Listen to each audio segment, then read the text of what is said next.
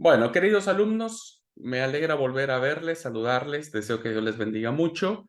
Es un placer poder estar nuevamente juntos. Este, espero que no conflictúe el tema de la luz. Voy a ver si acá da un poco más. Creo que ahí puede dar un poco más el tema de la luz. Muy bien, pues vamos a arrancar la clase de este día y lo vamos a hacer haciendo pues un recuento, un repaso de lo que vimos en la clase anterior. A ver, eh, el acercamiento que el texto bíblico tiene respecto a este problema que estamos afrontando, que es el problema científico, pues evidentemente, hermanos, debe tener alguna explicación que nos permita a nosotros bajo ninguna circunstancia desprestigiar lo que la ciencia actualmente nos está diciendo, como tampoco podríamos nosotros considerar que el texto bíblico no tiene ninguna razón de ser del por qué está diciendo lo que está diciendo. En ambos casos, ¿no? Corren de manera paralela, corren de una manera, no entendería que se complementan, porque si esa fuera la situación de que se complementasen, entonces diríamos que la Biblia fue escrita para ser entendida por la ciencia o la ciencia fue descubierta para ser acoplada al texto sagrado.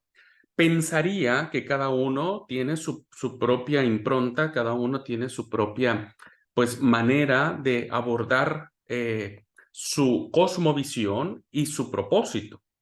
Entonces, planteamos en la clase anterior, queridos alumnos, pues esta situación que tiene que ver en uno de los ejemplos más clásicos respecto de los relatos de la creación. Los relatos de la creación entonces son narraciones hermosas, muy bien elaboradas, con precisiones teológicas más que científicas, eh, eh, espirituales diríamos, o llenas de fe, y eso implicaría, mis queridos alumnos, el hecho de que nosotros consideráramos el abordaje de los dos relatos de la creación no desde la óptica científica, sino más bien desde la óptica del propósito que tuvo el autor de poder escribirlo. ¿Cuál era la intencionalidad de quien redactó estos relatos? ¿No? Y es allí donde se tiene el verdadero sentido, la verdadera forma de poder entender o comprender estos relatos. Así que déjenme terminar lo que planteamos en la última clase. Voy a compartir la pantalla. Y entonces nos quedamos en esta...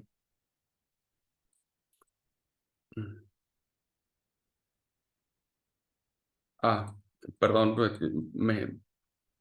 eso ya lo vimos, ¿no? Voy un tanto allá.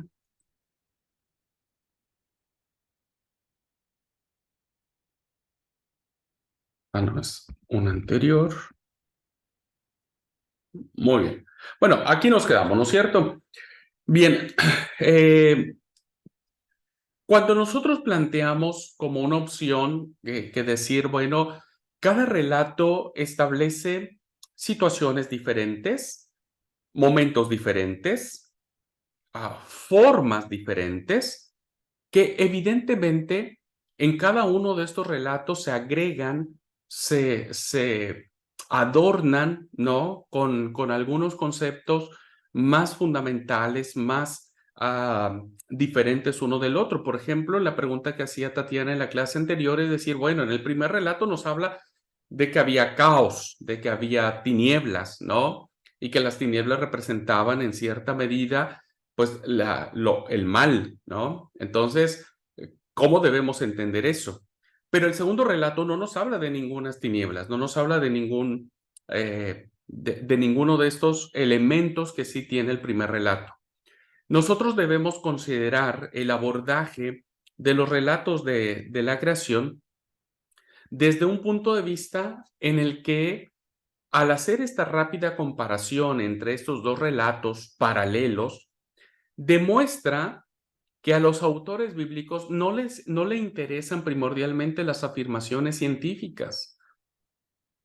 No estamos ante postulados, no estamos ante teorías, no estamos ante leyes de la física que estos relatos hayan sido escritos por un científico egresado de Harvard, por ejemplo. A los autores bíblicos no les interesa las afirmaciones científicas porque, como dije en la clase anterior, sus afirmaciones son más trascendentes, van mucho más allá. Los autores bíblicos van a utilizar modelos de su tiempo, de la cosmovisión que ellos desarrollaron en la medida en que entendían a Dios, en la medida en que iban comprendiendo la revelación divina, ¿no? Y que de esa medida iban plasmando elementos que en su teología era importante resaltar.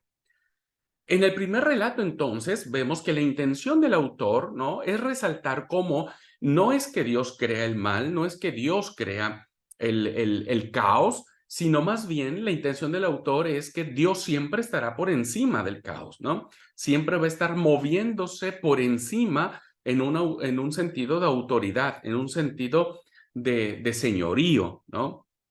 Y esto se va a demostrar en la medida en que se va a desarrollar este primer relato, porque este primer relato va a demostrar, ¿no?, cómo Dios muestra su poder. Es un Dios con autoridad, es un Dios que tiene todo bajo su poder, bajo su dominio. Entonces, los autores sagrados van a incorporar ciertos elementos, ciertas precisiones, ciertos conceptos teológicos que van a reforzar su propia fe. Por eso utilizan lo que tienen a su alcance, la comprensión que tienen, pero, y es una comprensión tan profunda, ¿no?, guiada por el Espíritu Santo, que hasta la fecha nosotros, supuestamente en una sociedad más desarrollada, seguimos profundizando y seguimos asombrándonos en la forma en que fueron redactados. Y vuelvo a insistir, la motivación que tuvo el autor de poder expresar estas situaciones. Así que los modelos que van a usar los autores bíblicos serán muy diversos entre sí.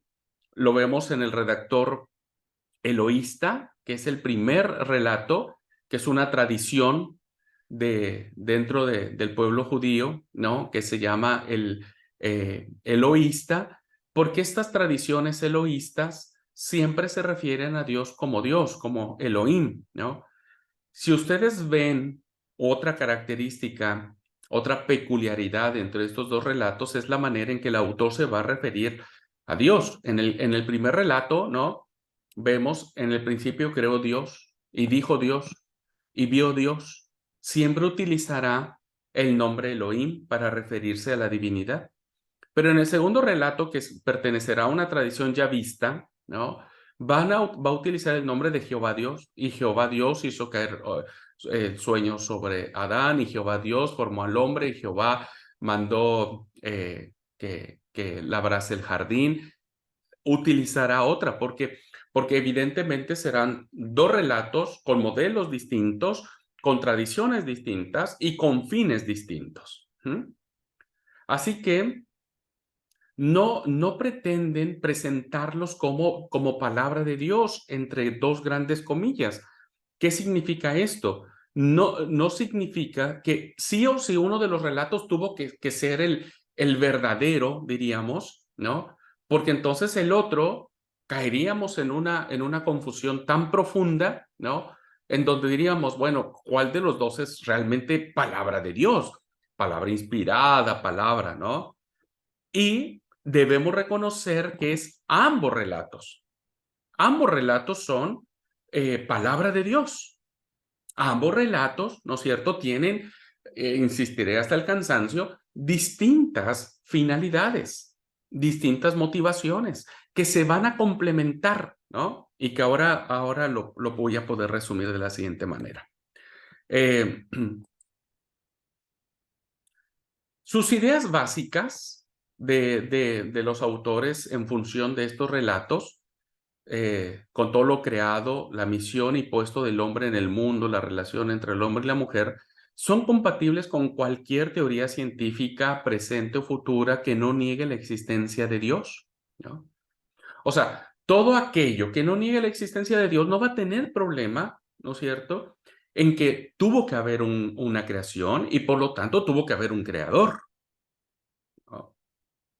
Y evidentemente ese creador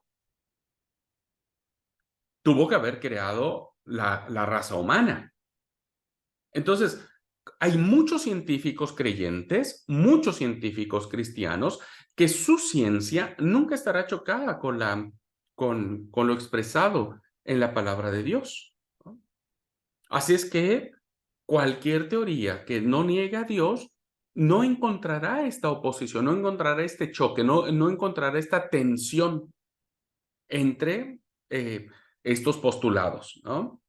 Además, no es misión de las ciencias afirmar ni negar la existencia de Dios, porque finalmente, hermano, la ciencia siempre va a estar en descubriendo y tratando de entender todo lo que existe, todo lo que es, todo lo que sucede, ¿no?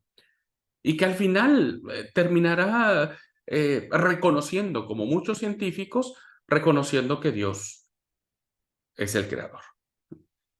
Así que, miren, voy a decirles algo y voy a tratar de ser lo más claro posible. ¿Mm? El que Dios haya creado al hombre solo mediante su palabra, tal como nos lo plantea el primer relato, o sea que Dios haya creado al hombre del polvo de la tierra, del barro, o que la mujer la haya sacado de una costilla, de un hueso. O fíjense hasta dónde voy a llegar, ¿no? O que concedamos razón, concedamos por un momento, ¿no? Digamos, hay una frase que dice, supongamos sin conceder, que aceptamos la teoría de la evolución, ¿no? Y que decimos, ok, el hombre vino evolucionando a partir de especies inferiores, muy pequeñitas, muy chiquititas, etcétera, etcétera, ¿no? ¿Esto afectará el contenido esencial del mensaje bíblico? No, hermanos, no. ¿Saben por qué? Porque en esencia, los relatos bíblicos en la intencionalidad del autor no es establecer una verdad absoluta de respecto del medio de creación, sino más bien es establecer con profundo absolutismo, declarar que hay un creador. Sea de la palabra, es Dios quien dio la palabra. Sea que haya sido del barro, fue Dios quien lo creó del barro. Sea que haya sido una costilla, fue Dios quien formó de una costilla. Sea haya sido, hermanos, un microorganismo, ¿quién creó ese microorganismo a partir del cual nosotros pudimos haber evolucionado? Y es Dios. Entonces, la intencionalidad de los relatos, hermanos, ¿no? No es establecer una verdad científica absoluta, indiscutible y decir, bueno, nosotros fuimos creados por la palabra, solo por la palabra absoluta de Dios, o fuimos creados de la otra manera, sino realmente lo que es verdaderamente importante es reconocer que es Dios, que ha sido Dios.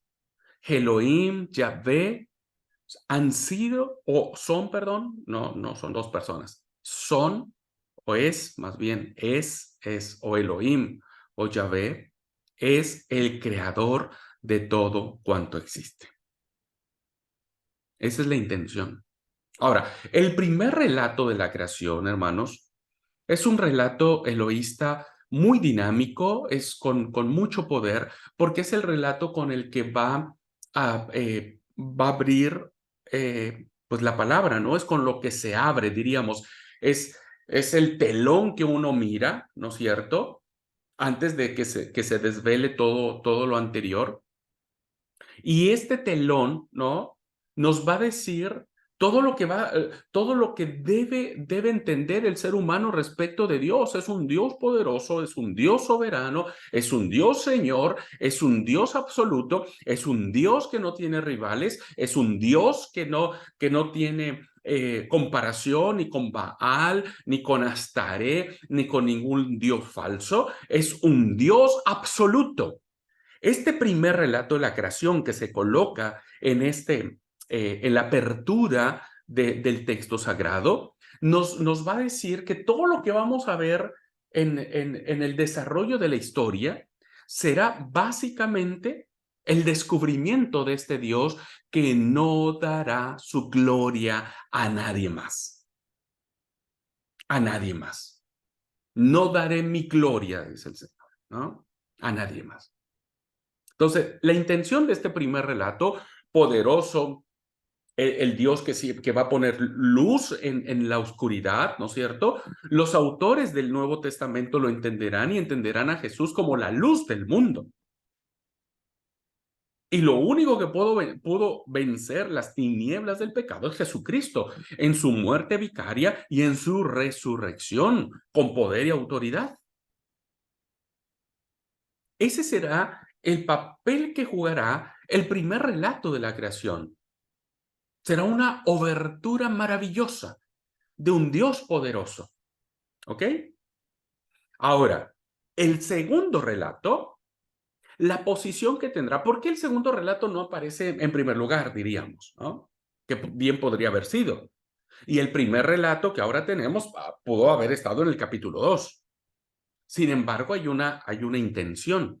Ya expliqué la intencionalidad del por qué el primer capítulo, el primer relato, está como la obertura de el panorama general, ¿no? El panorama total. Ahora, el segundo relato va a ir en función de reconocer que es un relato que le va a dar sentido al capítulo 3. El capítulo 3 que tiene que ver con la caída, que tiene que ver con la serpiente, que tiene que ver con el jardín, que tiene que ver con el árbol de la ciencia del bien y del mal, el fruto prohibido, ¿no? Todo lo que tiene que ver el capítulo 3 no se entendería sin el capítulo 2, porque el capítulo 2, hermanos, es lo que va a abrir, ¿no? Será la razón de ser, de entender por qué la caída del ser humano afectó tanto a todos los sectores, ¿no? Vamos a ver entonces que en el segundo relato hay una relación mucho más cercana entre Dios y el hombre que en el primero, ¿no? En el primero, el hombre y la mujer no juegan un papel decisivo. En el primer relato, quien juega el papel decisivo es Dios. En el segundo relato, quienes controlan la escena de este relato es Dios, el hombre y la mujer. Y que incluso termina con un concepto de familia, ¿no? Dejará el hombre a su padre, a su madre y se unirá a su mujer. Ahora, este concepto de unidad, de armonía, de pureza, de cuidar el jardín del Edén en este ambiente paradisiaco, ¿no? De santidad, de cuidado, etcétera, etcétera, se va a ver interrumpido, se va a ver quebrantado, se va a ver alterado, se va a ver vulnerado gracias a la consecuencia de la caída del hombre y de la mujer. Nosotros no podríamos entender Génesis, el texto sagrado a partir de Génesis 3 en adelante hasta Apocalipsis, sin tener como base sustentable el relato del segundo capítulo. Así que, resumiendo un poco, el primer relato va a cubrir, diríamos, en una metáfora, el manto será el manto que cubrirá toda la escena cósmica de la gloria de Dios, de la autoridad de Dios, del Dios que no tiene rival ante miles de dioses. Y el segundo relato será la base sustancial para entender por qué estamos hoy como estamos, ¿no? En el primer relato había armonía en la naturaleza, había armonía con Dios, ¿no? Había cosas lindas. El hombre cuando ve a la mujer le dice, este es hueso de mis huesos, carne de mi carne, será llamada varón. Hay una expresión de unidad, de armonía, de perfección. ¿Qué sucede en la caída? Pues todo lo contrario. Hay ruptura del hombre con la mujer, hay ruptura entre el hombre y Dios, hay ruptura entre el hombre en sí mismo, hay ruptura en la creación, hay rupturas, hay división. Y a partir de allí, de Génesis 3, pues inicia todo el trama del pecado, de la maldad y de la muerte. Por eso después, inmediatamente del capítulo 3, encontramos después del relato este de la caída y que el hombre es expulsado del paraíso, pues encontramos el primer relato que tiene que ver con la muerte, ¿no? Caín y Abel. Así que, queridos hermanos, nuestra intención de estudiar el texto sagrado debe ser un poco como este escritor del siglo XVIII que dice, la Biblia no nos enseña cómo está hecho el reino, sino cómo se va al reino. Estas palabras finalmente nos colocan en el hecho de que hay cosas que nosotros no logramos entender de cómo sucedieron las cosas, ¿no? Y entonces hay un montón de teorías y muchas personas dicen, ah, mira, es por esto y pasó aquello. Ah, no, no pasó esto, entonces no existe aquello. Cada uno ha querido interpretar las cosas como son. Pienso que lo más valioso de esto, ¿no es cierto?, es que Dios no nos ha dado muchas respuestas, que estamos ante acontecimientos muy lejos de nosotros y que el único testimonio escrito que tenemos sobre estos acontecimientos, en este caso son estos dos relatos de la creación. Así que lo más importante no será nunca saber cómo está hecho el reino, cómo se hizo todo esto, ¿no? ¿Cuánto tiempo pasó? ¿Cuántos millones de años tiene? ¿Cuánta? Sino más bien es qué significa a partir de estos relatos, ¿no? Nuestra propia salvación, nuestra propia relación con Dios, nuestra propia comunión con Él, nuestra propia reconciliación, que finalmente es lo que Cristo vino a enseñarnos. En definitiva, como un cierre, como una conclusión, el conflicto entre la Biblia y las ciencias naturales no debiera existir y no existe en sí mismo, ¿no? Lo hemos creado nosotros con nuestra ignorancia y a veces la ignorancia nos lleva a presentar teorías, algunas muy comprensibles, muy ortodoxas, otras teorías realmente caóticas, ¿no? Y con la manía de presentar como revelación divina lo que era simplemente una explicación humana.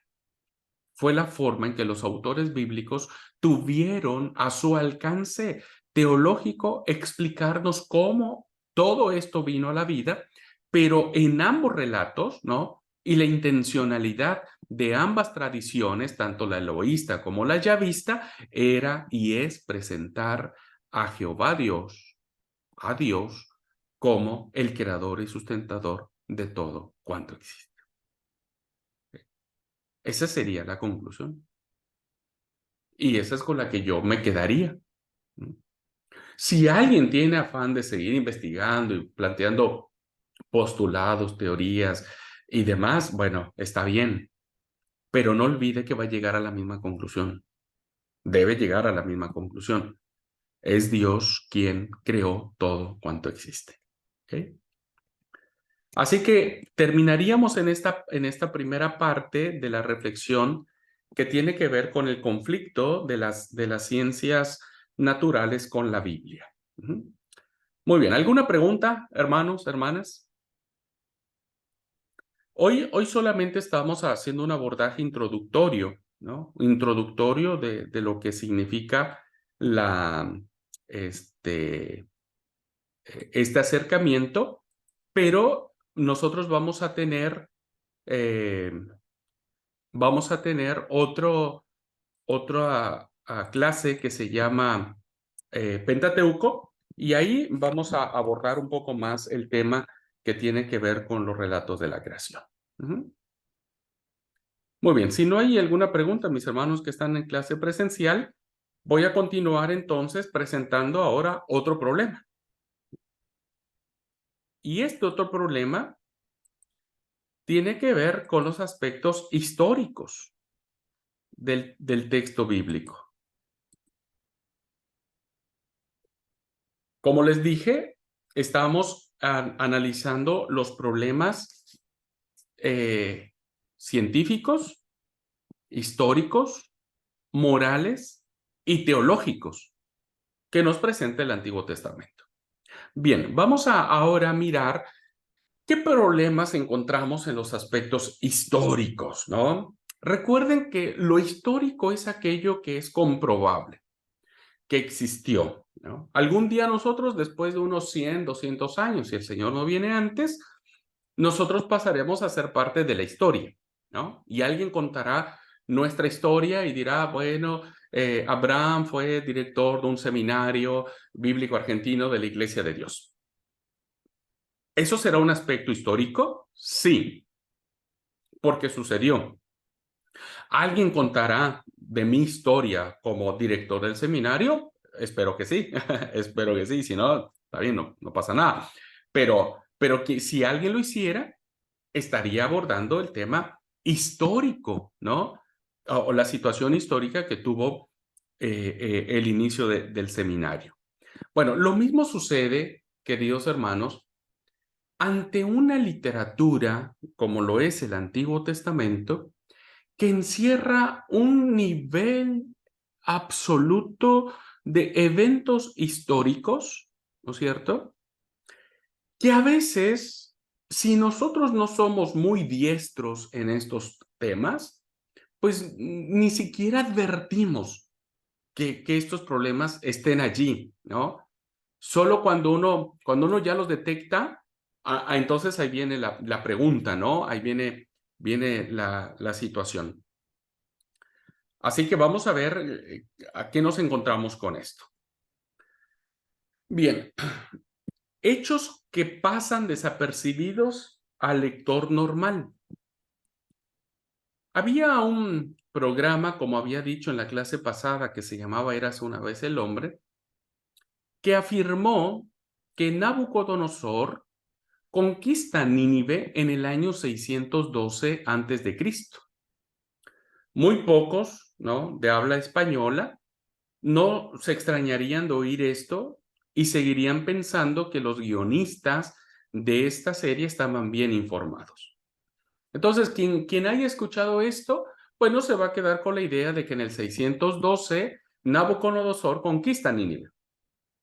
Sin embargo, ¿no?, cuando uno hace el abordaje serio de este evento, se percata que quien gobernaba Babilonia en el 612 y que intervino respecto de la caída de Nínive no fue Nabucodonosor, sino Nabopolassar, que fue el padre de Nabucodonosor.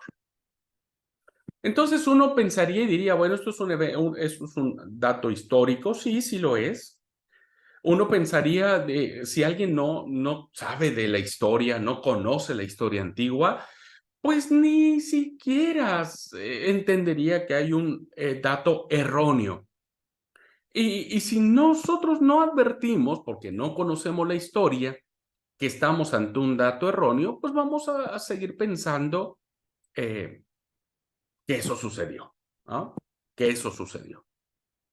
Sin embargo, cuando alguien ya conoce las investigaciones, los descubrimientos, etcétera, y se da cuenta de este error, diríamos, o esta falsedad en el dato, pues entonces uno dice, no fue Nabucodonosor, sino fue Nabopolassar. Y entonces ahí uno ya empieza a hacer ciertas precisiones, ¿no? Ahora, este ejemplo nos ayuda a comprender un hecho normal que sucede en muchos casos, hermanos, principalmente los historiadores. Los autores bíblicos, igual que los historiadores actuales, cometen a veces errores de tipo histórico. ¿Por qué? Porque a veces las fuentes no son confiables, porque a veces los datos no les llegan exactos, porque a veces tienen que suponer o tienen que imaginar qué fecha fue, qué día fue, qué lugar fue, cómo era el lugar, porque no tienen muchos datos al respecto y entonces recrean a veces realidades, ¿no es cierto?, que corresponden en el sentido, que corresponden en el hecho de que pues no fue así tal y como sucedió. Pero insisto, están metidos en una situación que no tienen forma de cómo saberlo, porque sus fuentes son diferentes, ¿no es cierto?, que se cometen este tipo de errores. Se confunden fechas, establecen falsas relaciones de parentesco, confunden si era la esposa, la sobrina, la tía, la prima, etcétera. Así que el lector normal, al igual que quien vio esa serie de la que estábamos hablando, pues no los advierte ni le da bolilla, como decimos aquí, ¿no es cierto? Se necesitaría ser un especialista para que eso sucediera. Así que, eh, un segundito, regálenme un segundito, por favor.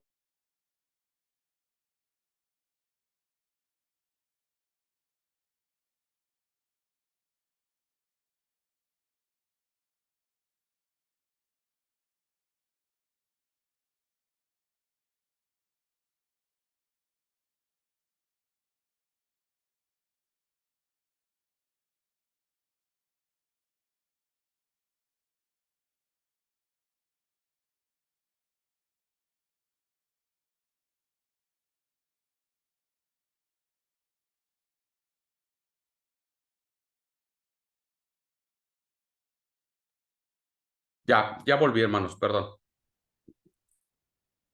perdón. Muy bien, entonces, veníamos diciendo que estas acciones son muy comunes, ¿no es cierto? Y que evidentemente el autor bíblico tampoco se escapa a estas situaciones. Muchas veces los autores bíblicos están a miles de años de distancia entre los hechos que ocurrieron y el momento en que ellos lo ponen por escrito. Así es que, por ejemplo, vemos cómo hay autores bíblicos que presentan los hechos de una forma muy esquemática. Es decir, para ellos, ¿no? No les interesa tanto la realidad histórica, sino más bien la idea que pretenden forjar a partir de esta elaboración de la idea, ¿no? Es decir, a veces se falsea la realidad histórica en aras de una idea más importante. Hay comentaristas que establecen este ejemplo que pongo, ¿no? Muchos consideran que la relación entre todas las tribus que terminaron formando parte del pueblo de Israel descienden de una sola persona. Y todos conocemos que Israel se convirtió en una nación enorme, muy grande. Decir que todos los israelitas proceden de Abraham es tan absurdo como decir que todos los españoles residentes en Alemania descienden de Juan Gómez, un andaluz que emigró a aquellas tierras en el siglo XIX. Pero los autores bíblicos no les interesa la objetividad histórica, sino más bien fomentar una idea que es mucho más importante para ellos, es decir, cómo entender cuando se escriben estos relatos, cómo ir armando una historia que venga de una forma homogénea y que diga, bueno, todas estas tribus, 12 tribus que crecieron y se hicieron poderosas, grandes, etcétera, que se esparció increíblemente, cómo todas ellas pueden proceder de una persona. Entonces empieza a elaborar los relatos patriarcales, ¿no es cierto? Iniciando con Abraham, Isaac, Jacob y todo lo que nosotros sabemos. ¿Ok? Entonces, y hay muchas aristas que evidentemente de manera histórica pueden llegar a la conclusión de decir, bueno, eh, históricamente hablando, puede haber ciertas falencias para determinar esta afirmación que acabo de mencionar, pero el autor dice, a mí lo que me interesa es que las tribus que van a leer esta información que yo les voy a dar, quiero que sepan que descienden de una persona que se llamó Abraham. Otro caso, por ejemplo, que sirve para subrayar la ayuda de Dios y el derecho a la tierra en la que terminaron habitando las tribus. Si ustedes leen el libro de Josué, ustedes van a encontrar que el libro de Josué es un libro muy bélico, es un libro que establece batallas, luchas, conquistas fuertes, poderosas. Lo presenta como una gran campaña militar en la que se apoderan a sangre y fuego de todo el país.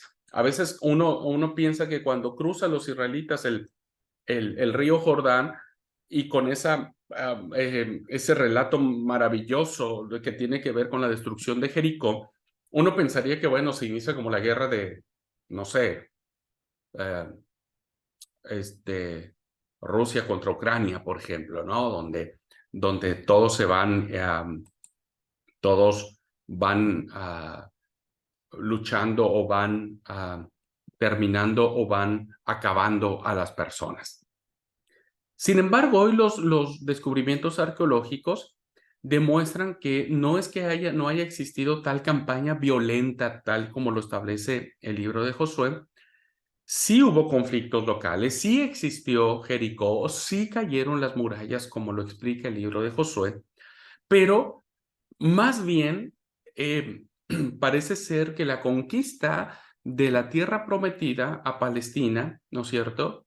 Perdón, la conquista de Palestina, que era la tierra prometida, no se da en este ambiente de lucha, sino más bien infiltraciones pacíficas, ¿no? Que empezaron a darse regionalmente. Sin embargo, para el autor bíblico es importante resaltar que ese asentamiento, ese reclamo de la tierra, ¿no es cierto?, ha venido por la mano de Jehová, ha venido por poder de él, ha venido por autoridad divina.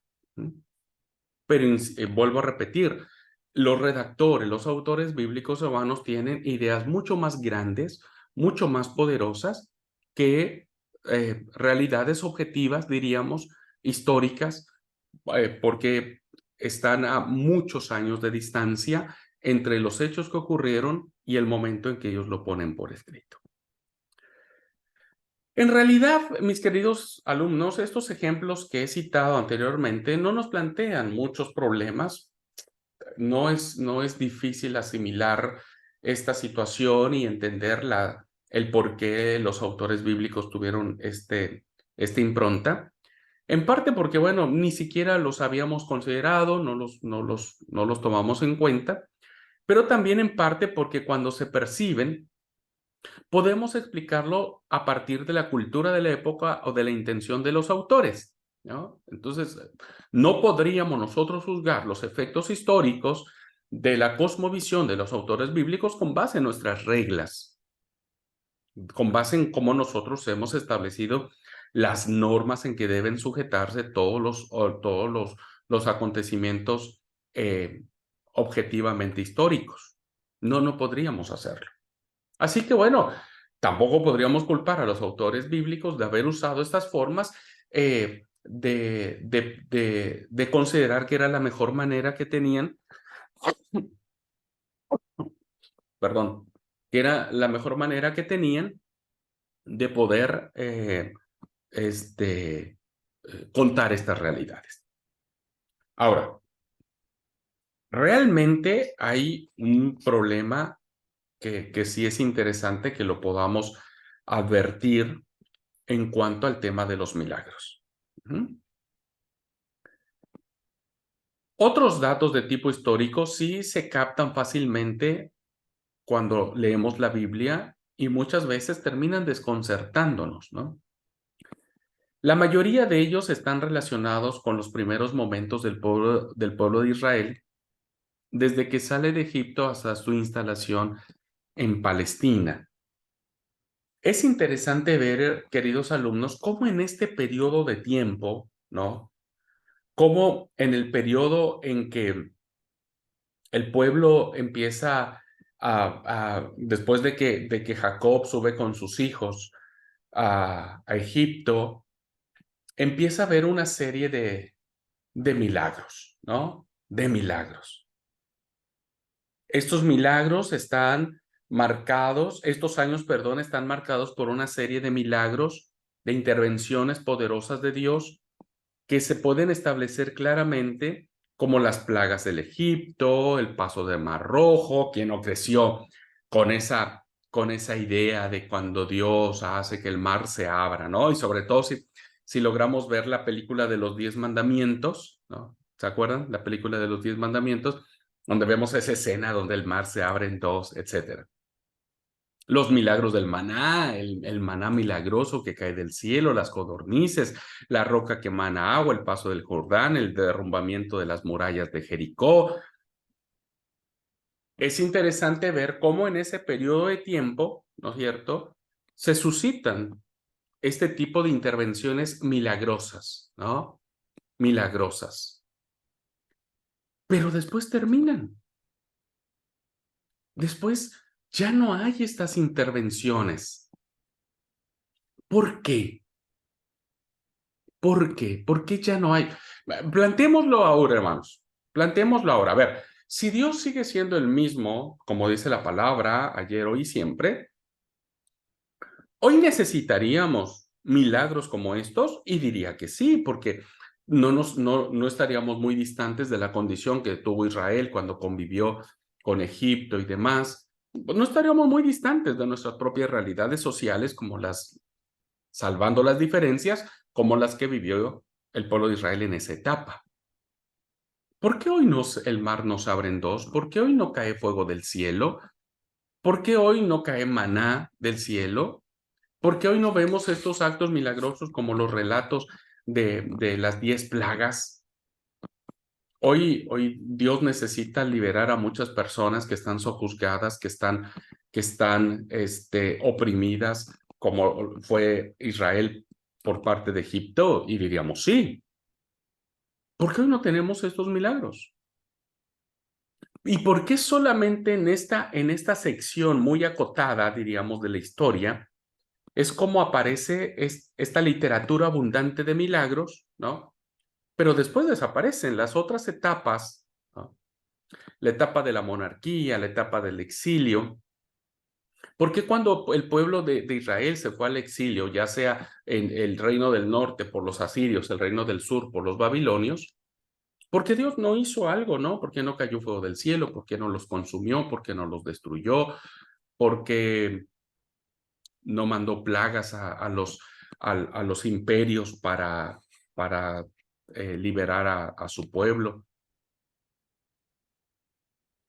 Es interesante, ¿no? La pregunta. Nosotros nunca lo hubiéramos hecho porque siempre hemos considerado el milagro solo como eso, como un aspecto, pues, sobrenatural de Dios. Sin embargo, ¿qué papel jugaron los relatos de milagros ante estas narraciones que el autor bíblico nos está regalando, nos está planteando?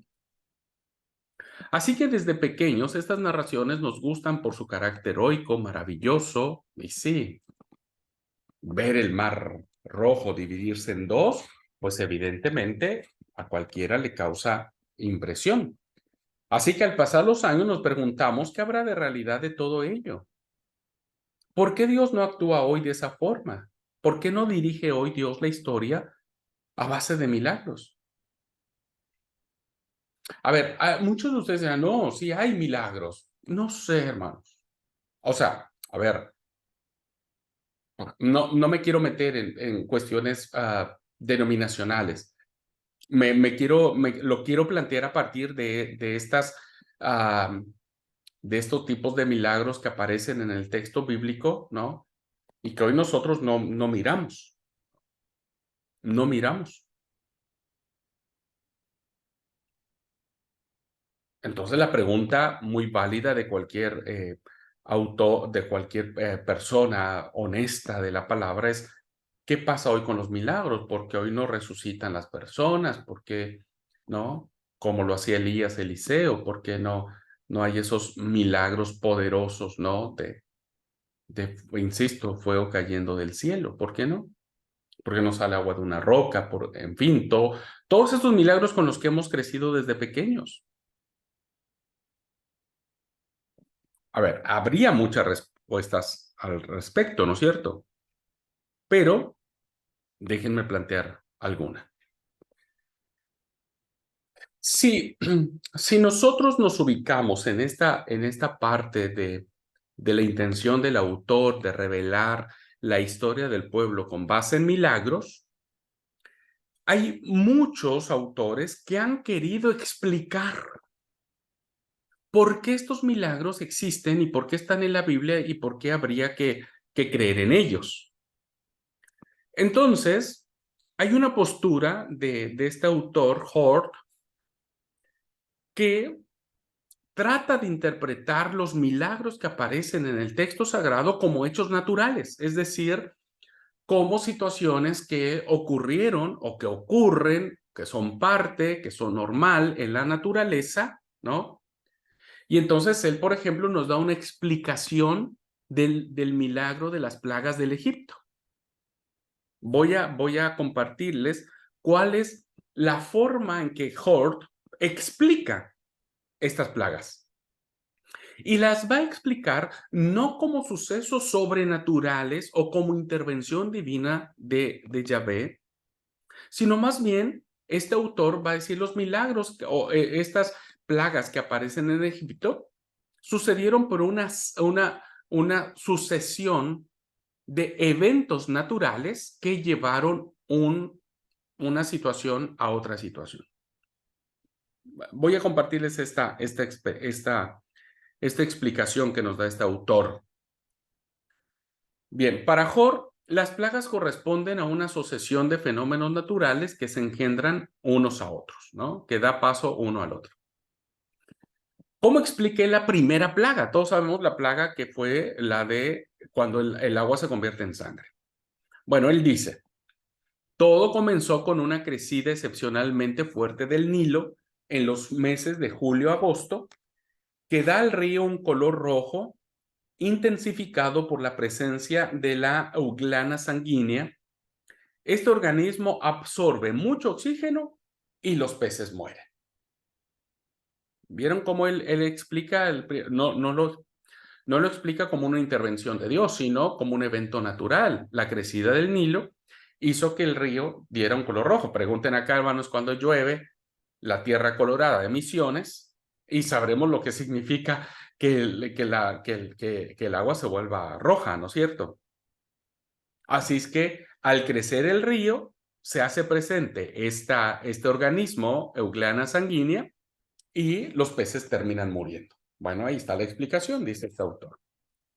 La segunda plaga, ¿no? Dice, los peces muertos infestan los cañaverales y orillas del Nilo. Las ranas entonces huyen de allí, refugiándose en las casas, que son sitios húmedos y frescos. La segunda plaga, la plaga de las ranas, ¿no? Pero él la explica como diciendo, pero han contraído un microbio que se llama el Bacillus anthracis y finalmente mueren. ¿Vieron? ¿Se acuerdan cuando Dios manda las plagas? Bueno, Moisés interviene y las ranas mueren. ¿Cómo lo explica Hort? Pues lo explica que a los peces al morirse, pues van a ser no habitables los cañaverales y las ranas entonces van a tener que salir de allí y se van a colocar en las casas, como dice el relato bíblico. Y después morirán porque contrajeron este microbio. Esta supuestamente nosotros la conocemos. La segunda plaga que también sucede en el mes de agosto. La tercera plaga, Hort la explica diciendo, la crecida del Nilo provoca la proliferación de mosquitos. Que esa sería la tercera plaga ubicada en los meses octubre-noviembre. La cuarta plaga la explica así, que se da en diciembre-enero. La mosca, una especie tropical y subtropical que pica a los hombres y a los animales, se multiplica al bajar el nivel del río, pero también desaparece tan pronto como llega. Quinta plaga. En los meses de enero, el ganado va a los pastos y contrae el Bacillus anthracis, ya que la hierba y el suelo están contaminados después de la muerte y putrefacción de las ranas.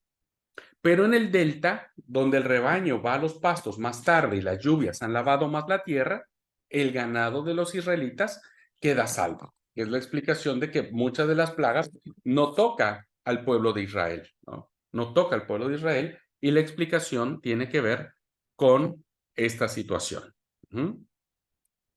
Sexta plaga. Las úlceras de la que habla la sexta plaga son antrax. El mal es transmitido por la mosca que ataca a los hombres y animales en los meses diciembre-enero. La séptima plaga dice: a principios de febrero el granizo destruye el lino y la cebada, pero no el trigo y la espelta, que son tardíos. Séptima plaga, la plaga del granizo. Octava plaga. En este año especialmente húmedo, gran cantidad de langostas emigran de Arabia del Norte a Egipto, impulsadas por el viento de levante. La plaga de las langostas. Novena plaga.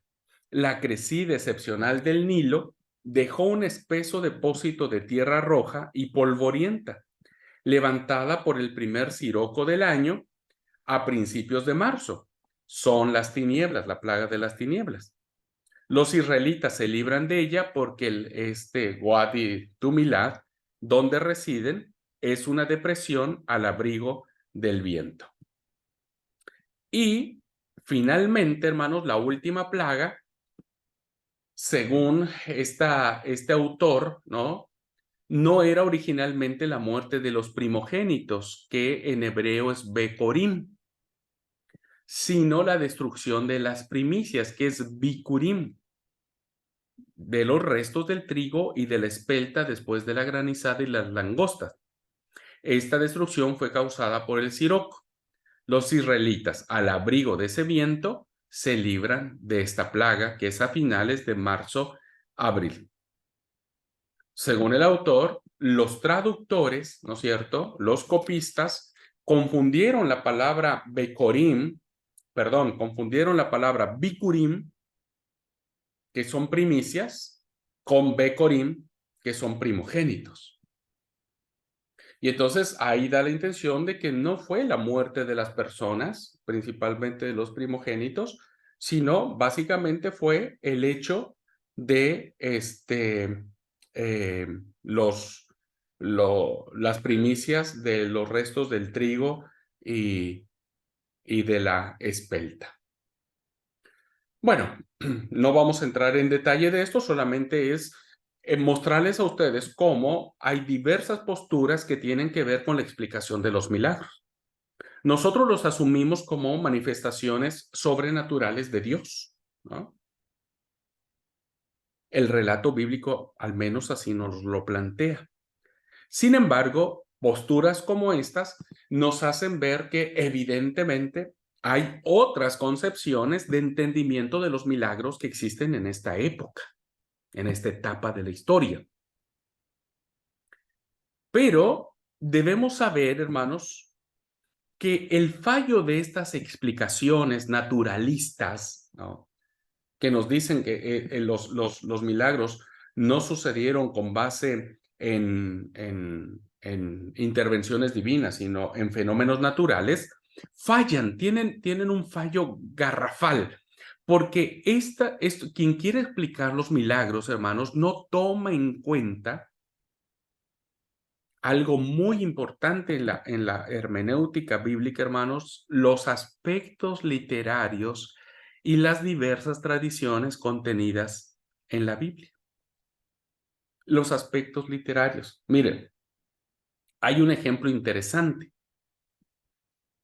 Si nosotros somos muy, ¿cómo se llama?, cuidadosos, y pretenderíamos explicar así los sucesos naturales tal y como sucedieron, fíjense, si todo el ganado muere en la quinta plaga, porque la quinta plaga dice que todos los animales del campo terminaron muertos, la pregunta es: ¿cómo pueden tener úlceras en la sexta plaga y ser afectados los animales, que supuestamente ya no hay más animales, que ya todos murieron?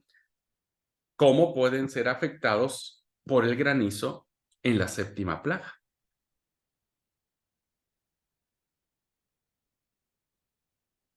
¿Cómo se entiende esto? ¿No?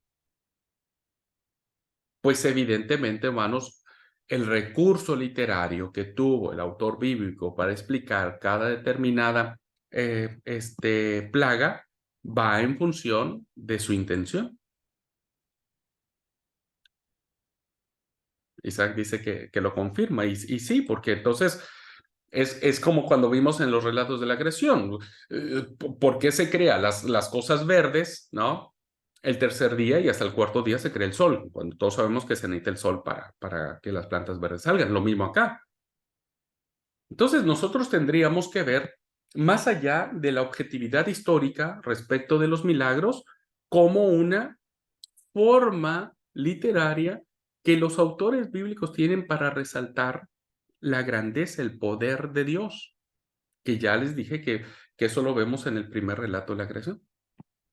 Bueno, incluso, dice la diapositiva, dentro de la misma plaga encontramos contradicciones. Fíjense, si Moisés ha convertido todo el agua en sangre, según lo explica Éxodo 7, 19, 21, la pregunta es, ¿de dónde sacan agua los magos egipcios para realizar el mismo prodigio según el versículo 22?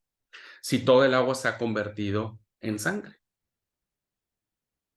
Volvemos otra vez a caer en el género literario que ha utilizado el autor bíblico para saltarse esas coherencias, diríamos, históricas y establecer en su relato una verdad mucho más grande, una verdad superior. Así que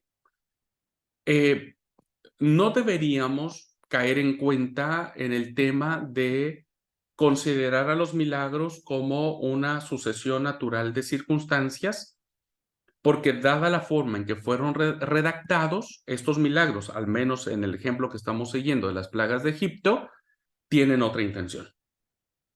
Tienen otra intención. No es una objetividad histórica, sino una narración con profundo sentido religioso, teológico y de fe.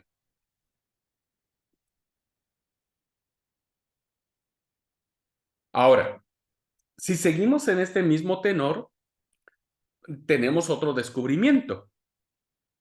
El libro del Éxodo no es el único libro que recoge la tradición bíblica de las plagas. No es el único libro que habla sobre las plagas. Tenemos dos salmos, el 78 y el 105. Pero en ambos casos, fíjense, son tratados de manera diferente. En el Salmo 78 no habla de 10 plagas, solo habla de 9. Y en orden distinto, no como nos lo plantea el libro del Éxodo. ¿Qué quiere decir esto? Quiere decir que el redactor del Salmo 78 tal vez tenía otra fuente de donde él había escuchado la forma, la manera en que Dios había liberado a su pueblo de Egipto. Y entonces tal vez la tradición que él tenía, ¿no? No hablaba de 10 plagas, sino hablaba de 9. Volvemos a caer a lo mismo. ¿Quién entonces tiene la razón?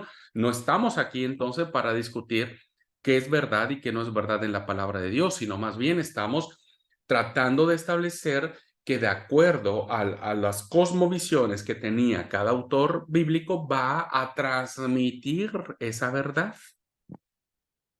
Y por lo pronto, hermanos, entonces en el Salmo 78 se omite la plaga de las tinieblas. Y al hacerlo de forma distinta, o el autor del Salmo 78 se dio la libertad de decir, y bueno, yo puedo hacer algunos cambios y ustedes chequenlo, no tenemos ahora el tiempo, por favor, ustedes después revisen este salmo, compárenlo, cómo se establecen las plagas en el Egipto y se van a dar cuenta que son diferentes. Ahora, en el Salmo 105 también hay un cambio de orden. No vienen de manera sucesiva o explicadas como las plantea el libro del Éxodo. Entonces, la verdad objetiva de los milagros históricas se rompe ante esto porque decimos, bueno, ¿cuál de los tres es cómo sucedieron las cosas? Pero vuelvo a repetir, tanto el redactor de las plagas de Egipto tuvo la intención de escribir conforme a las fuentes que tenía, ya sea escritas orales. Lo mismo sucede con el autor del Salmo 78 y lo mismo sucede con el autor del Salmo 105, autores diferentes, autores que se movieron en épocas diferentes, en momentos diferentes, en lugares diferentes, pero que en ambos, no, en los tres casos, se establece la soberanía de Dios. Porque en última instancia, queridos hermanos, es lo que le interesa al autor bíblico. Así que cuando nosotros hablamos de las plagas del libro del Éxodo, no solo debemos saber lo que es obra de un autor, sino hay las tres fusiones de las tradiciones del Pentateuco, llamada la yavista, la eloísta y la sacerdotal. Esto lo vamos a ver cuando veamos el Pentateuco, hermanos. Ahí vamos a analizar qué son estas tradiciones. Realmente son cuatro. Es la yavista, la eloísta, la sacerdotal y la deuteronomista. Pero eso cuando veamos, hoy no lo vamos a complicar, solamente es para que ustedes lo puedan tener como un dato informativo.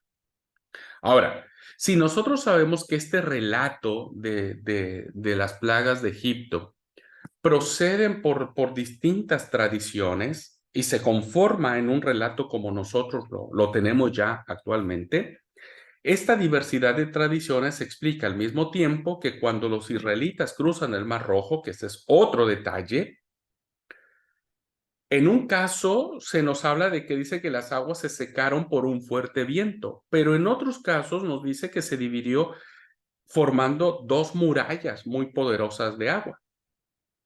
Ambas tradiciones están ahora perfectamente ensambladas, o sea, seguramente las tradiciones que las fuentes que tenían los autores bíblicos pudieron haber venido en diferentes sentidos y el redactor con una magistralidad, ¿no es cierto?, las ensambla de una manera perfecta que hoy podríamos considerar que o se separaron por un fuerte viento o se formaron dos murallas, ¿no?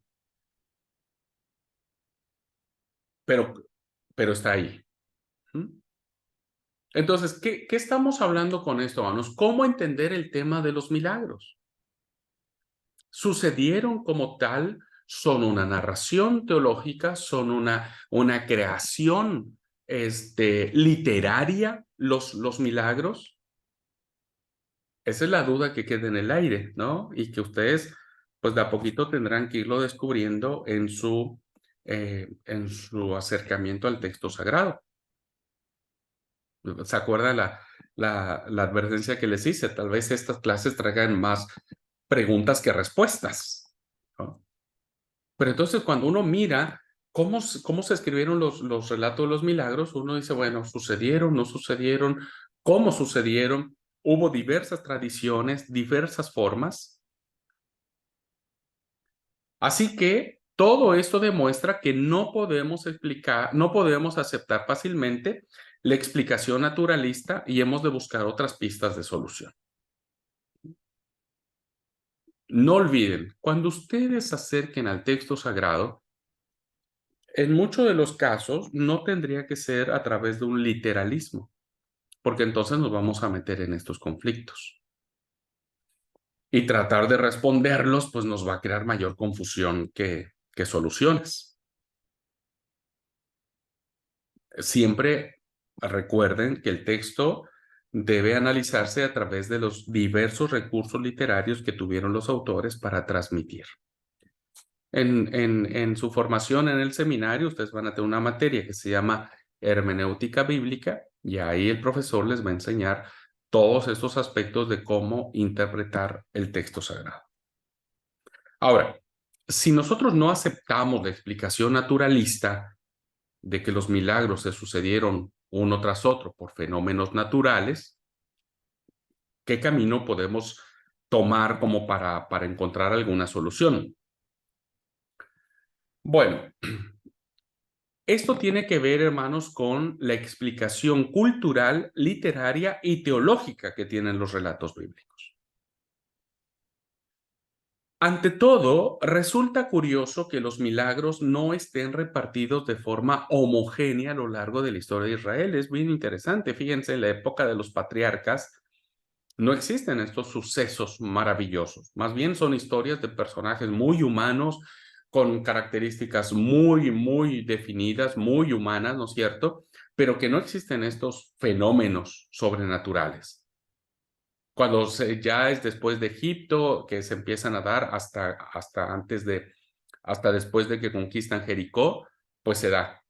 Pero ustedes saben, por ejemplo, en la época de los jueces no hay estos milagros. Al único que encontramos, pues como que a Sansón, ¿no es cierto? Que tiene cierta fuerza, tiene cierto poder sobrenatural, pero es lo único que tenemos. Jefté era jefe de los bandoleros, Gedeón era un miedoso que estaba ahí, que conquista a través de la guerra, Ahod, que asesina al rey de Eglón, etcétera. Pero no hay estos milagros. En la época de monarquía tampoco, salvo, como decimos acá, ¿no es cierto?, en las tradiciones de Elías y de Eliseo. No hay, hermanos, como que digamos así, los milagros son permanentes, siempre existen este tipo de milagros. No, la verdad es que no.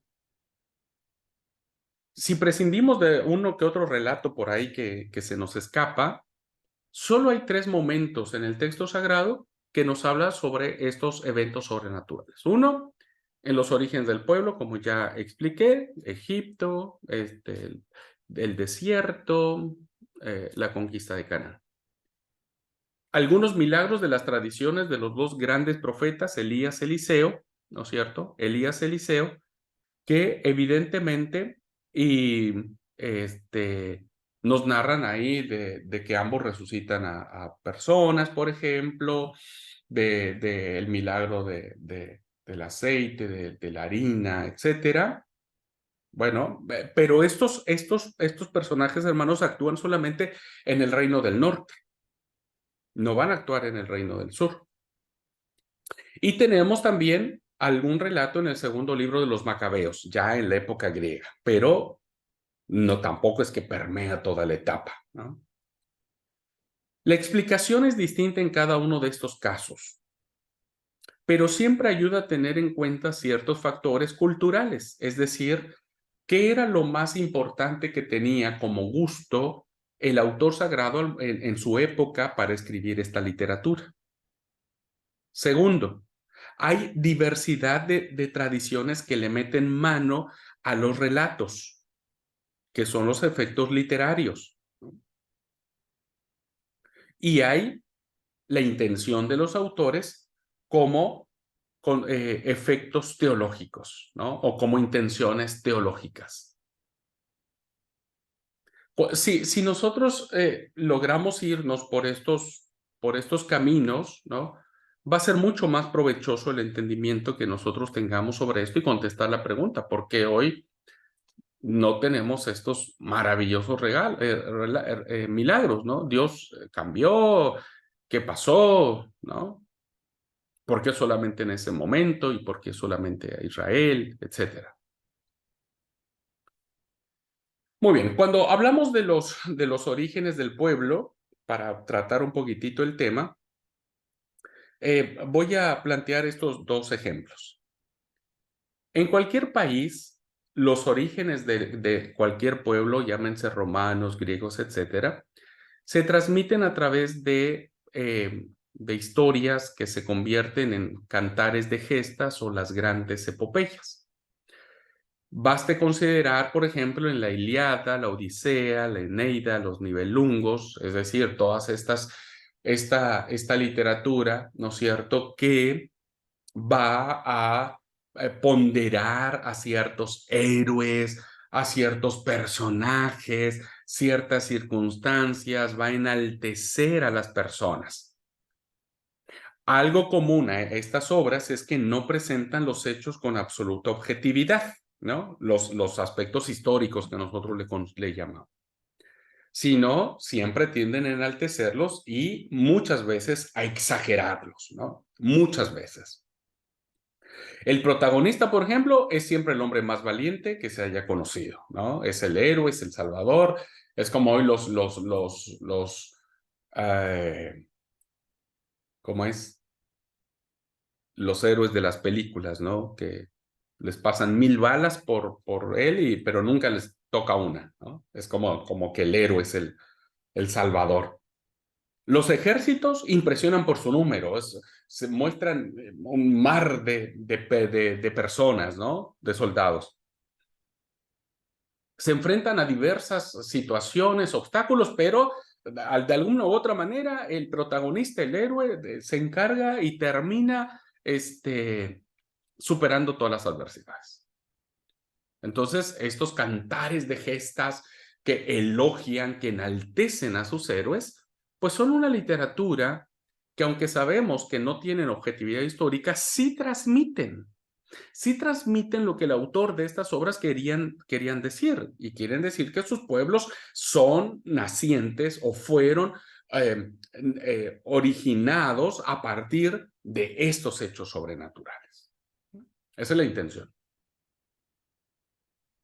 Ahora, en el otro ejemplo, dice, por otra parte, lo maravilloso tiene perfecta cabida en esta presentación de la historia.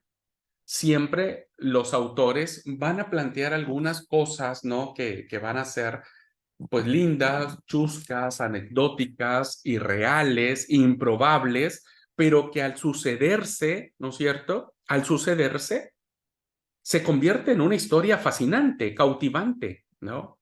Entonces, cuando una historia es fascinante, cautivante, entonces se da como cierto. Bueno, pasó en la historia de Rómulo y Remo, los famosos fundadores de la Gran Roma, ¿no? Del imperio más poderoso. ¿Y de dónde nace? ¿Cómo nace esta historia?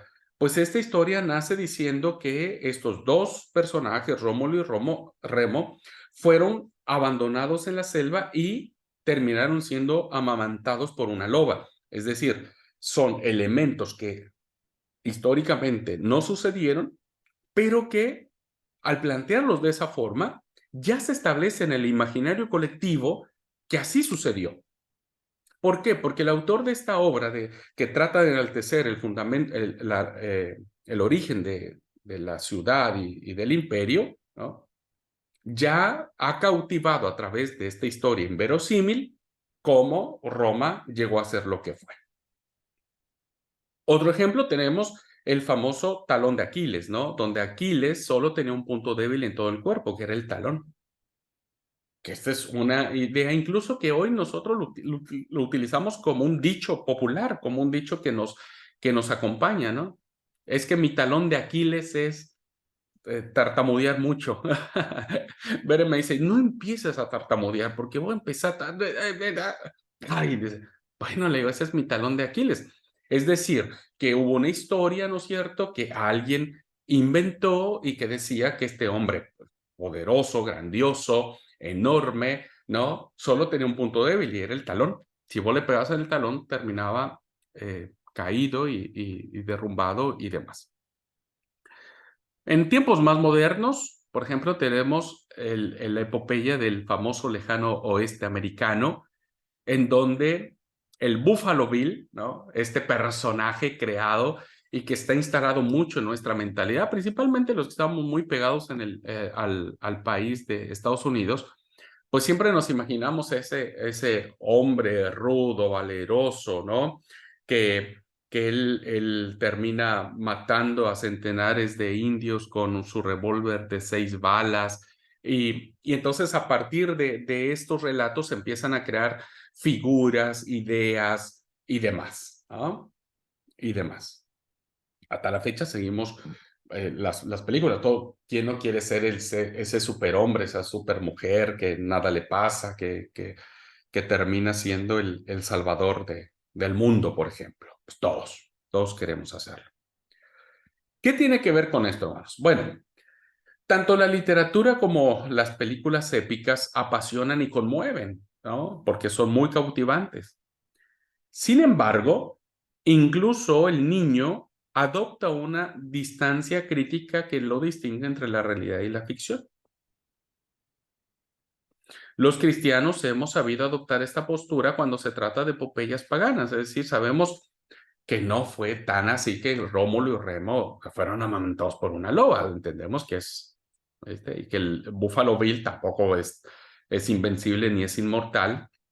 O sea, podríamos tener esta actitud crítica de ver una película cuando se murieron 100,000 personas y solo el héroe tuvo un golpe o varios golpes, pero sobrevive.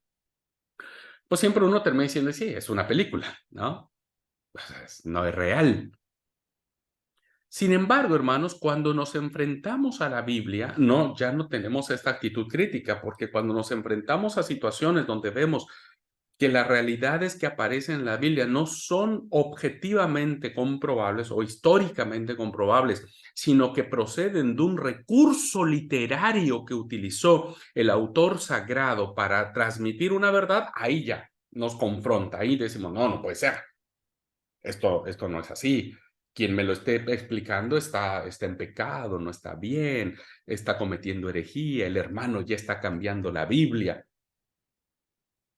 ¿Qué nos ha pasado al pueblo de Dios cuando leemos la Biblia con un sentimiento de distancia crítica, donde podemos distinguir la realidad con la ficción? Pues nos ha faltado sentido común y seriedad.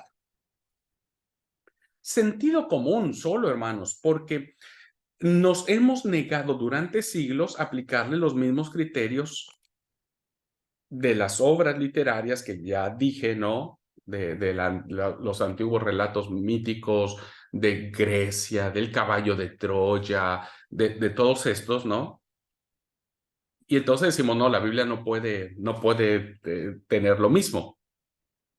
Pero la verdad que sí, hermano, la Biblia también engrandece y exagera lo sucedido.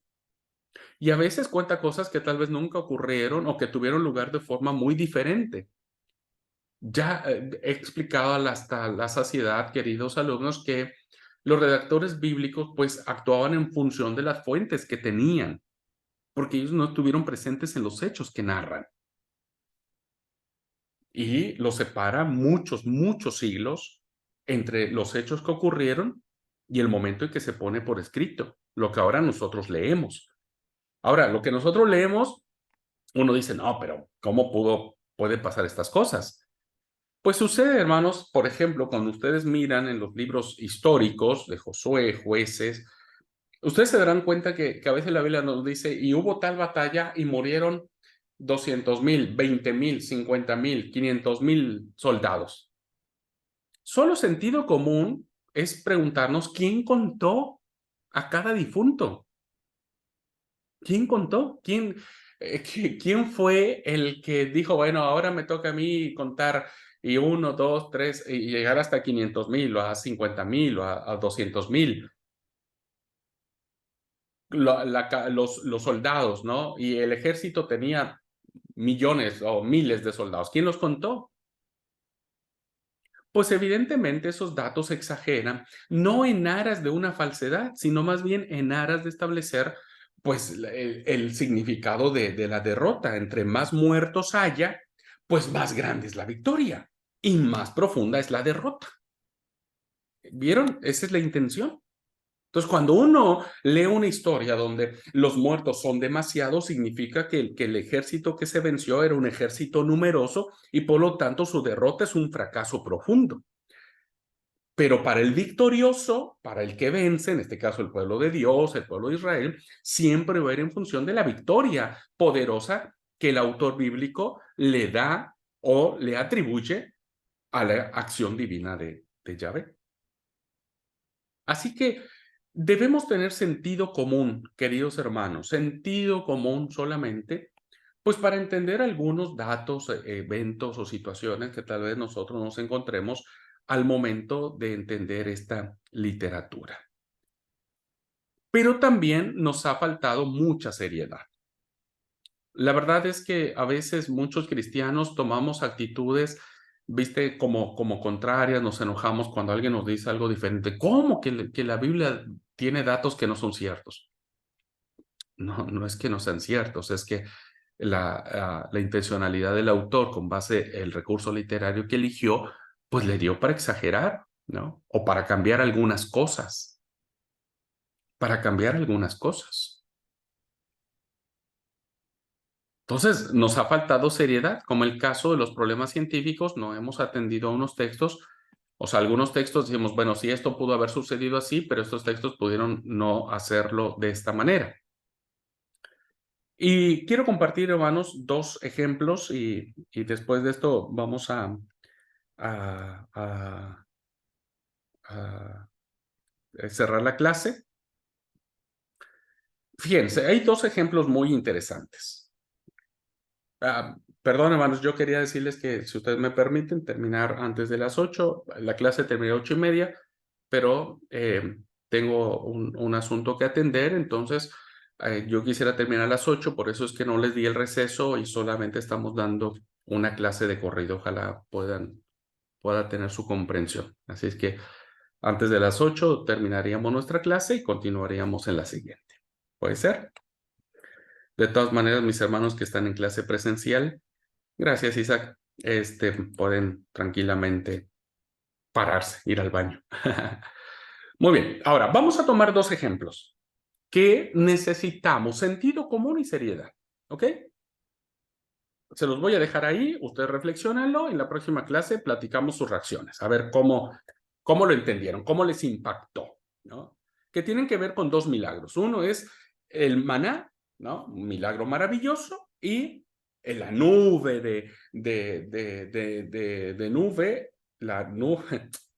la columna de nube que protegía al pueblo de Israel de día y la columna de fuego que lo guiaba a Israel en el desierto por la noche, ¿no? Dos relatos, pues, milagrosos, sobrenaturales, etcétera. Y vamos a ver cómo estos relatos, ¿no es cierto? Cómo estos relatos nos ayudan a, pues, confrontarnos con esta situación, ¿ok? Bueno, veamos el primero. Cuando hablamos del maná, ¿no? Hay una tradición, queridos alumnos, que esta tradición es la que aparece en el libro del Éxodo, ¿no? Estoy olvidando el capítulo y no tengo una Biblia cercana, pero esta es la tradición que aparece en el libro del Éxodo 16. Perdón, Éxodo 16. Ahí está, me estaba tapando la camarita la diapositiva. Bueno, el capítulo 16 del Éxodo. Hay una tradición que el redactor bíblico presenta al maná como un milagro maravilloso, ¿no? Fíjense, en el versículo 4 nos dice que el pueblo tiene hambre y Dios promete al pueblo pan del cielo, ¿no? Ya esa expresión, pan del cielo, hermanos, ¿quién ha visto caer pan del cielo? Nadie, ¿no? Como decía Juan Luis Guerra, ojalá cayera café en el campo, lloviera café en el campo. Sí, eso quisiéramos todos los que nos gusta el café, pero nadie. Ya la expresión pan del cielo, ya desde ahí te abre los ojos ante un evento maravilloso, inexplicable, de dónde sale el pan, quién cocina ese pan, etcétera. Luego, es un pan tan maravilloso, fíjense, tan milagroso, que respeta el descanso sabático y no cae en el día sábado, en el séptimo día. Ahí tenemos otra característica especial sobrenatural, ¿no? ¿Por qué cae los 6 días y el sábado se abstiene de caer? Tercer punto, tan sorprendente que, aunque unos recojan más y otros menos, al medirlo, cada uno había recogido lo que podía comer. O sea, de manera milagrosa, aunque yo decía, no, yo voy a llevar más, capaz si se me acaba, cuando se medía, siempre daba solo lo necesario para poder comer lo que correspondía. El versículo 16 dice que no extraña que este pan que el Señor da de comer. ¿De dónde viene este pan? ¿Quién da este pan? Pues el Señor, ¿no? Así que el pueblo lo asume como una providencia divina, ¿no? Eso lo dice el capítulo 13 del Éxodo. Y además dice el versículo 32 o 34, que esto es un dato muy interesante, debe conservarse este pan para las generaciones futuras y dice que será como un pacto perpetuo. Un pacto perpetuo. O sea, el pan tendría que guardarse para las generaciones venideras. Y el último punto, según el versículo 31, se entendía que los israelitas pudieran sentirse plenamente satisfechos con este milagro de Dios porque el maná tiene un sabor maravilloso. Son como galletas que saben a miel, ¿no? O sea, qué lindo, qué ricos. O sea, no solo desciende del cielo, no solo la de Dios, no solamente se abstiene y respeta el día del sábado, ¿no? Sino que también sabe deliciosísimo. Bueno, este relato, hermanos, de presentar al maná como un milagro, si uno se quedara con esta tradición, uno diría, bueno, qué lindo, che, o sea, la verdad está perfecto. Pero debemos considerar algunos aspectos. Este relato es un relato real, es un relato históricamente comprobable o es una producción literaria del autor sagrado para establecer lo que verdaderamente significaba la provisión de Dios, la permanencia de Dios, la presencia de Dios con su pueblo. Entonces, algunas cositas que nos preguntamos como sentido común, ¿no? ¿Por qué pan del cielo? Es muy probable que sea una alusión a el creador, como Génesis 1:1 dice, en el principio creó Dios los cielos y la tierra.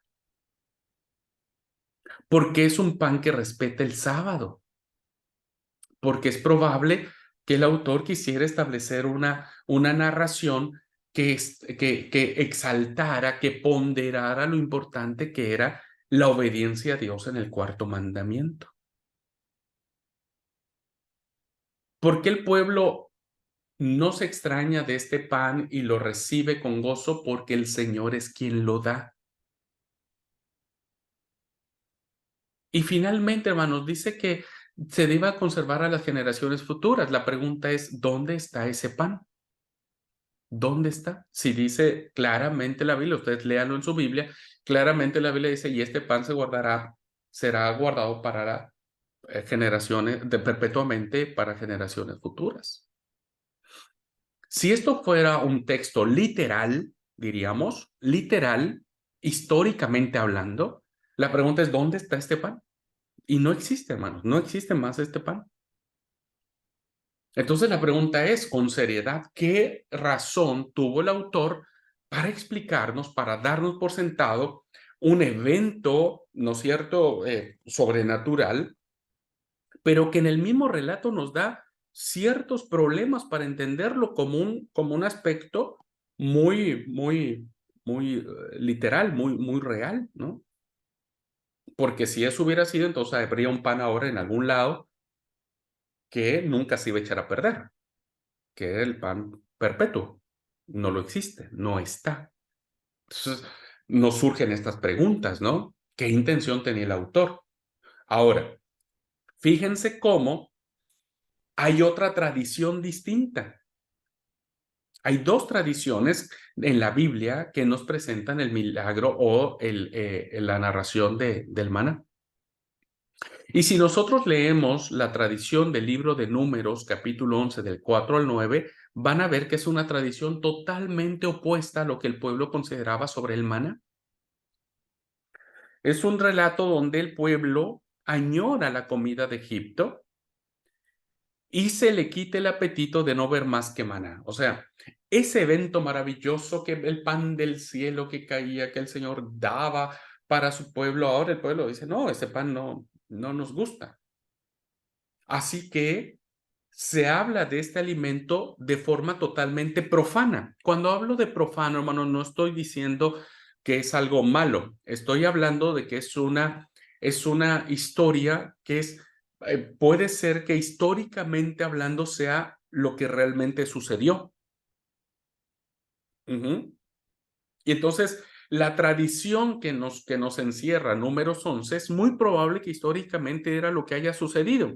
¿Por qué? Porque en el relato del Éxodo se nos dice, porque además está colocado el relato del maná en el marco de los hechos poderosos de Yahvé y demás, vemos que el pan es una especie, aquí el maná se nos explica no como una galleta de dulce de sabor a miel, es una semilla que hay que moler, que hay que cocer, que nos viene del cielo, ¿no? El milagro que nos aparece en el Éxodo es un pan que ya está, es solamente ir a recoger y comer. La tradición de Números dice que no. Hay que ir a recoger la semilla, hay que moler la semilla, hay que cocer la semilla y a darle forma al pan, que termina sabiendo, según la narración de Números, un pan de aceite. ¿Dónde ese sabor maravilloso? Por lo tanto, esta tradición no presenta el maná como pan del cielo, ni tampoco como algo milagroso, ni tampoco como algo en esta tradición de Números que debería guardarse este pan que no sabe a miel, sino a aceite, que tendría que guardarse para generaciones futuras. Bueno, estas dos tradiciones entonces tienen que mirarse por separado y entenderse por separado y tratar de llegar con sentido común y con profunda seriedad qué era lo que realmente estaba queriendo decirnos el autor. No voy a explicar ahora todo el contexto porque solamente quiero traer a colación estos puntos y que ustedes puedan considerar que enfrentarnos a estas situaciones que están en el mismo texto sagrado, bajo ninguna circunstancia pretende poner en duda la revelación de Dios, sino entender que esto es palabra también de hombre, que fue un hombre, una persona, con toda su impronta, quien escribe estas historias, estos relatos, ¿no es cierto? Y que es deber nuestro poder discernir y poder entender y poder sacar a tratar de acercarnos lo más que podamos. No siempre se logra, no siempre se logra, pero lo más que podamos a la intención del autor. Fíjense, el otro, para dejarles ahí pensando, ¿no? ¿Qué pasa con la guía divina por el desierto?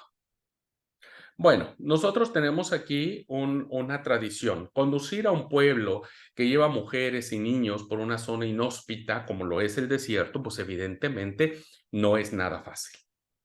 Es preciso siempre conocer el lugar, calcular las etapas, hallar el sitio de reposo adecuado, las fuentes de agua donde el pueblo pueda beber, era un pueblo numeroso, etc. En esta tradición que encontramos en Números 9 del 17 al 23, para Moisés no es ningún problema. No hay problema de saber para dónde jalar en el desierto. ¿Por qué? Porque según esta tradición nos dice que Moisés contaba con una nube milagrosa enviada por Dios para guiarlos.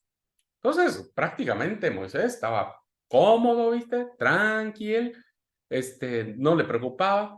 Viste que cuando uno anda perdido en algún lado, uno siempre anda preocupado, ¿y ahora para dónde voy? ¿Y ahora dónde quedamos? Y ahora, bueno, en esta tradición, Moisés no tiene ningún problema. Moisés está tranquilo porque contaba con la intervención de Dios. Dice el versículo 17 y 18. Cuando se levantaba la nube sobre la tienda, los israelitas se ponían en marcha, y donde se detenía la nube acampaban. A la orden del Señor se ponían en marcha y a la orden del Señor acampaban. ¿Listo? No hay ningún problema. Dios nos está guiando con esto maravilloso, sobrenatural, así es que nadie se preocupe, ¿no? Es decir, con esta brújula tan privilegiada, imaginamos a Moisés tranquilo, sin estresarse, sin saber si todo el mundo le iba, che, ¿para dónde vamos? ¿Qué caminos tomamos? En el desierto, imagínense, en el desierto no hay señalamientos. Moisés en esta tradición diría, tranquilo, no pasa nada. El Señor nos dice que acampemos aquí, la nube paró acá, acampemos acá. Si la nube se mueve, seguimos la nube. Listo, ya está. Pero hay otra tradición.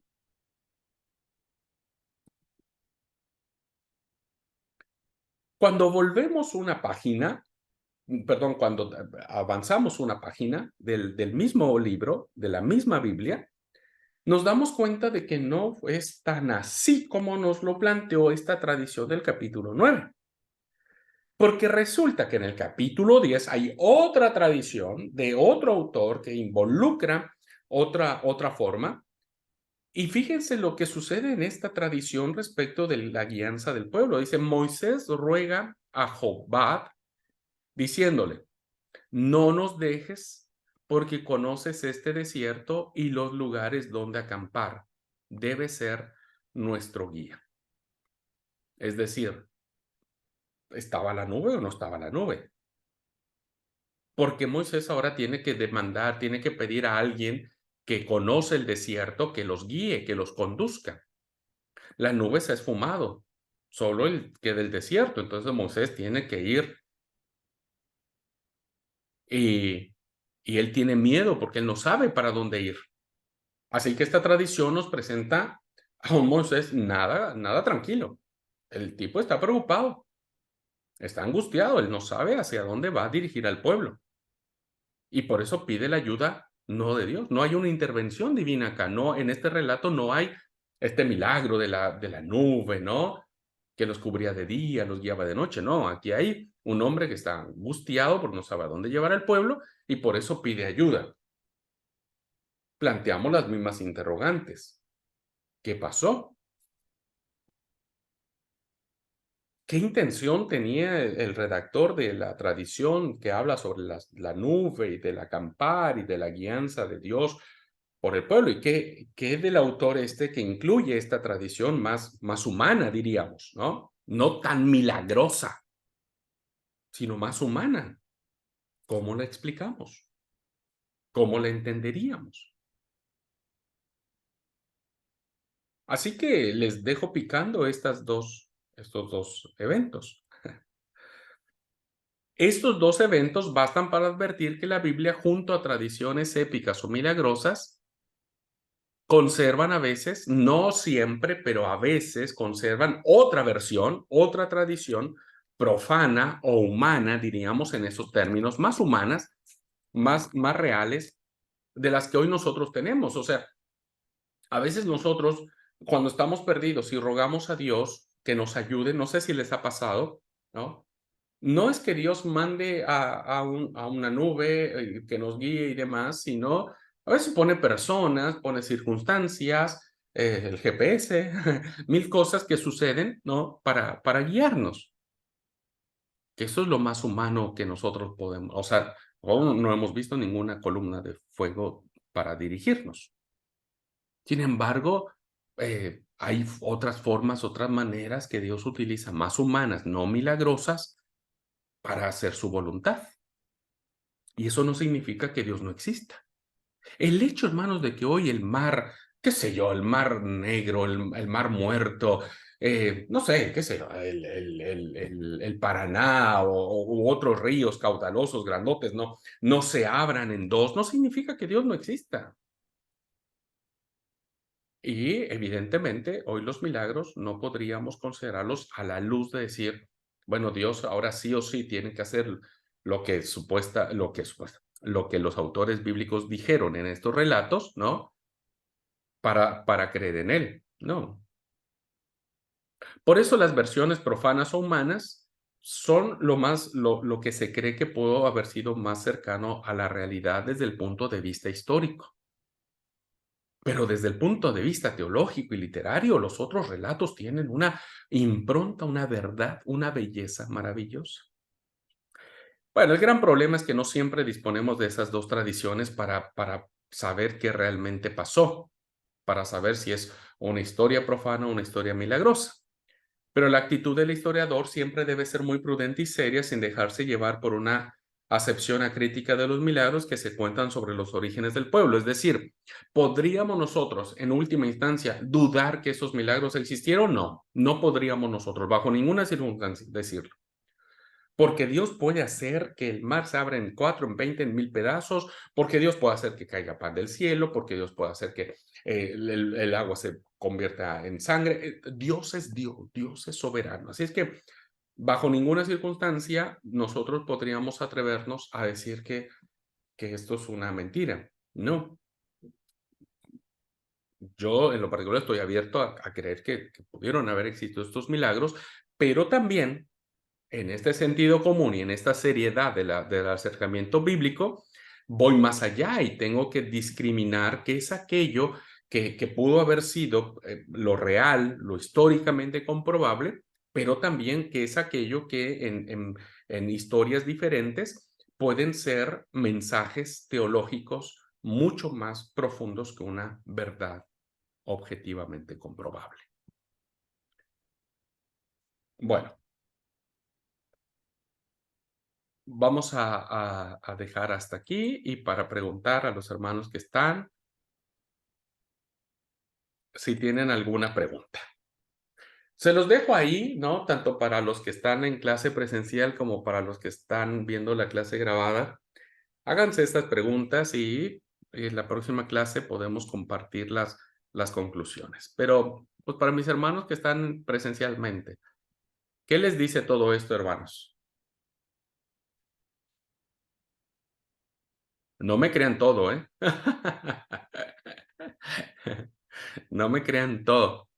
Mi intención como profesor es moverlos a la reflexión, a poder preguntarse, ¿no? Preguntarse. Bien, ¿alguien tiene alguna pregunta, algún comentario? Sí, muy interesante, ¿no? La clase y bueno, considerando que Dios nos dotó de la inteligencia, de la sabiduría, de la duda, está muy bueno para que nosotros reflexionemos sobre esto, ¿no? Mm, Porque no es como decir, bueno, lo creo así literal, ¿no? Que muchas situaciones que a veces uno se enfrenta con algunos hermanos, hermanas, porque toman literal un relato o un versículo, ¿no? Y está muy interesante esto de consultar, ¿no? A Dios y bueno, que el Espíritu Santo nos revele esa verdad, qué es lo que realmente quiere decirnos Dios con esto, ¿no? mm. Es para mí muy interesante. Gracias, gracias, Marianela. Sí, yo creo que por eso decía que a veces los cristianos nos espantamos o tomamos posturas diferentes porque nos faltan estas dos cosas, ¿no? El sentido común y la seriedad con que debemos asumir esta parte. Pero sí, es desafiante y bueno, ahora entienden por qué la advertencia. Esto puede traernos más dudas que respuestas, pero de eso se trata esto, ¿no? De ir descubriendo qué es lo que Dios nos, nos, nos desafía en su palabra. Bueno, Isaac nos platica en el chat, se comprendí que para cada pregunta se necesita mucho análisis, escudriñar la palabra y sobre todo pedir de su espíritu, nuestro Dios, para ser guiados.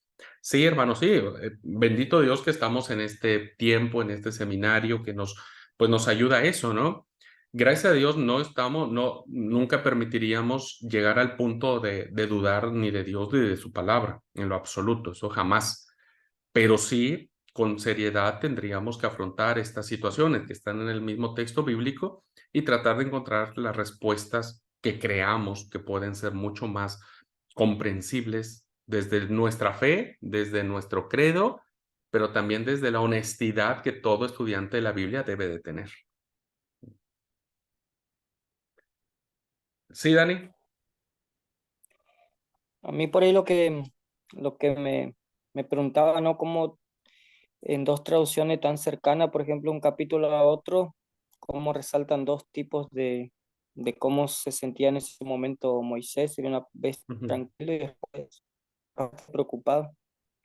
Eso todo hay que estudiar mucho para ver bien cuál sería el más cierto sería. No, Y después, sí, amigo. sí. No, y por ahí la otra parte que decía que ese pan quedaría para varias generaciones y hay que descubrirlo si está o no está en todas esas cosas, ¿no? Que si Sí, está, ¿cómo lo podemos ver? Y si no está, ¿qué pasó con eso? Es interesante las preguntas, Dani, tal cual, vos lo dijiste. Sí, lo que vamos a ver, por ejemplo, en la clase de Pentateuco, que ustedes tienen mucho más adelante, Ahí les voy a explicar cuáles son las tradiciones que han influido para la composición del Pentateuco. ¿Por qué? Porque, y no solo para eso, o sea, incluso para muchos textos de la Biblia. Por ejemplo, hay dos tradiciones que nos hablan sobre el diluvio de manera diferente. En el mismo capítulo, no necesitas irte para otro lado, en el mismo capítulo, hay dos formas que se nos narra el diluvio. Solo que nosotros no lo vemos, ¿no? Hay tres tradiciones que hablan sobre cuando Abraham niega a su esposa. Hay dos formas en las que Saúl muere, ¿no? Hay dos tradiciones que nos hablan sobre la muerte de Saúl. Hay dos tradiciones de cómo Saúl conoce a David. Una tradición nos dice que Saúl conoce a David cuando está Goliat y David se acerca y toda esa historia fascinante que encontramos. Pero la otra tradición nos dice que Saúl conoció a David cuando éste estaba atormentado por los demonios y porque se sentía mal, y entonces manda a traer a este muchachito que sabe tocar el arpa y entonces ahí lo conoce. Bueno, de eso estamos. Entonces la pregunta en su momento no es cuál es la verdad, cuál es el verdadero relato. Más bien la pregunta es, ¿qué verdad encontramos en cada relato? Esa es la intención. ¿Qué verdad? ¿Cuál fue la intención de cada autor para escribir esas tradiciones? Y bendito sea Dios que el final, el que ensambló todo, como ahora nosotros lo conocemos, decidió dejar esas dos tradiciones, porque pudo haber dicho, bueno, elijo una y saco otra. Pero el redactor final decide dejar las dos tradiciones juntas. Entonces, eso es una bendición porque ahora es muy rico el análisis que uno puede hacer sobre estos relatos y las conclusiones a las que uno puede llegar.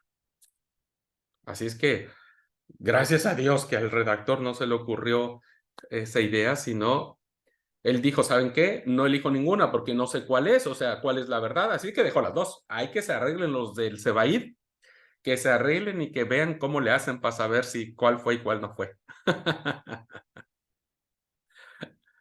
Muy bien. Bueno, piensen esto, hermanos, síganlo meditando y la próxima clase vemos esto. Porque ahora vamos a ver la etapa de Elías Eliseo. Vamos a ver un poco también. Estos milagros a mí me han impactado mucho, ¿no? Estos milagros. Pero es interesante también esta etapa de Elías y Eliseo. Y un poco la época de los macabeos. Ajá. Bueno, hermanos, pues entonces nos vemos el próximo lunes, Dios mediante, a la mañanita, que tenemos clase. ¿Ok? Bueno, que Dios les bendiga. Un fuerte abrazo para todos. Linda noche. Bendiciones. Chao, chao, bendiciones.